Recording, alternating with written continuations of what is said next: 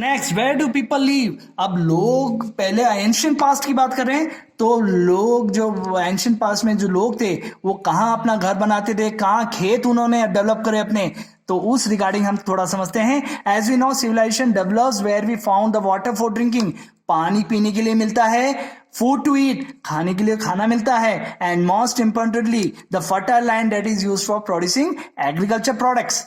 यहाँ पर जहां पानी पीने को मिलता है, खाने के मतलब फसल उगाने के लिए जगह मिलती है, खाने को खाना मिलता है, और फर्टाइल लैंड फसल उगाने के लिए उपजाऊ जमीन मिलती है, वहां पर सिटीज टाउन्स और वहां पर सिविलाइजेशन डेवलप हुए थे।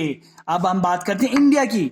We are talking about India, Indian subcontinent की बात करते हैं, तो India and its neighbours Pakistan, Bangladesh, Sri Lanka, Nepal, Bhutan are all together known as Indian सब continent.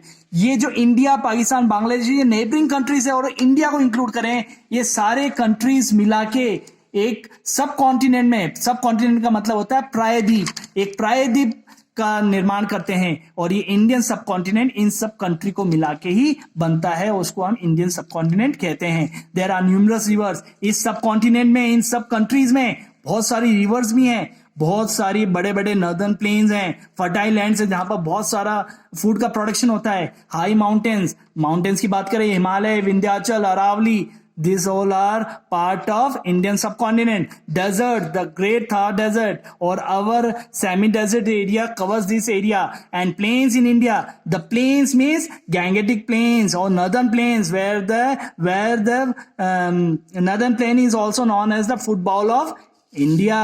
Name of the land. अब इंडिया का नाम इंडिया कैसे पड़ा? That question arises very much right. That question definitely should arise. Our country is known as Bharat, Hindustan and India.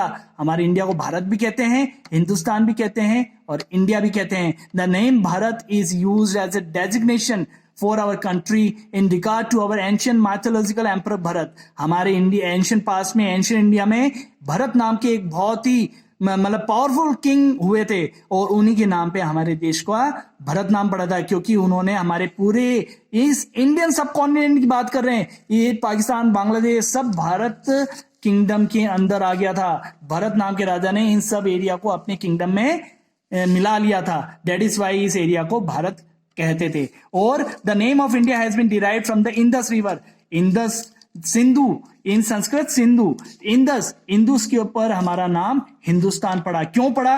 क्योंकि the Greek pronounce it as Indos, उनको सिंधु बोलना नहीं आता था, वो उसको ग्रीक, जो इजिप्शियन पीपल थे, ग्रीक के जो पीपल थे, वो सिंधु को इंदोस पढ़ते थे, इसलिए इसका नाम हिंदुस्तान पड़ा। Okay, some of the important terms of this chapter. Archaeology. What is archaeology? It is the science of exploring and excavating all remains. Exploring मतलब होता है खनन करना, मतलब निकालना। एक्सकेवेटिंग का मतलब होता है खुदाई के जमाने में जो खोद के जो निकालते हैं, वो उसके लिए एक अलग से डिपार्टमेंट गवर्नमेंट ने स्टैब्लिश करा है, उस डिपार्टमेंट को हम आर्कियोलॉजिकल डिपार्टमेंट कहते हैं। उसका काम यह है कि पुराने अवशेषों को जमीन में से कहीं भी मिले, चाहे जमीन के ऊपर या जमीन के नीचे, उसको स्टडी करें और हम सबको बताएं वो कितने साल पुराना हो सकता है, कौन सी सिविलाइजेशन का हो सकता है, इसके लिए गवर्नमेंट ने आर्कियोलॉजिकल डिपार्टमेंट बनाया है। Second, archaeologist we refers to a human being. जो आर्कियोलॉजिकल डिपार्टमेंट में जो लोग काम करते हैं, चाहे वो साइंटिस्ट हो, डॉक्टर हो, वो आर्कियोलॉजिस्ट कहलाता है। One who studies the objects, tools, inscriptions, pottery and remains of ancient buildings during excavations. जो खुदाई के समय जो टूल्स निकलते हैं, और जो शिलालेख, इंस्क्रिप्शन में शिलालेख, जो पत्थरों पे लिखा हुआ मिलता है, उसको इंस्क्रिप्शन कहते हैं। पॉटरी या मेटल पॉटरी हो, मिट्टी की पॉटरी हो, वो मिलते हैं। या एंशिएंट बिल्डिंग्स के नीचे के जो महलों के या किलों के जो पुराने के दीवारें निकलती हैं, उन सब मटेरियल्स को लैब में टेस्ट करके हमें बताते हैं कि इतने पुराने ये हो सकते हैं, इस राजा के जमाने के हो सकते हैं, ये सब हमें आर्कियोलॉजिस्ट बताते हैं। एक्सकेवेट में ना निकालना, to dig out, the word dig out means खोद के निकालना। रिमेन्स ऑफ मटेरियल्स, पेपर और building in order to study the past. जो भी खुदाई के समय मटेरियल निकलते हैं, उनको स्टडी करके हमें बताते हैं, उस प्रोसेस को एक्सकेवेशन कहते हैं। Topography, the arrangement of the natural and artificial physical features of an area. Topography means हम बात करते हैं ज्योग्राफिकल, फिजिकल मतलब होता है प्राकृतिक फीचर्स। प्राकृतिक फीचर्स क्या होते हैं? रिवर्स, माउंटेन्स, अनइवन प्लेसेस, ये सब टोपोग्राफी का पार्ट होता है और हर एरिया की टोपोग्राफी अलग होती है। हमारे अगर हम झुंझुनू डिस्ट्रिक्ट की बात करें तो हमारी टोपोग्राफी डेजर्ट एरिया की है। ओके, इंस्क्रिप्शन मैंने पहले कहा था, इंस्क्रिप्शन का मतलब होता है शिलालेख, written records which are engraved on stone pillars and walls of monuments. हमें हमारी पुरानी हवेलियों में, किलों पे बाहर कुछ लिखा हुआ पत्थरों पे मिलता है, उसको हम इंस्क्रिप्शंस कहते हैं। Manuscript, these are hand written sheets.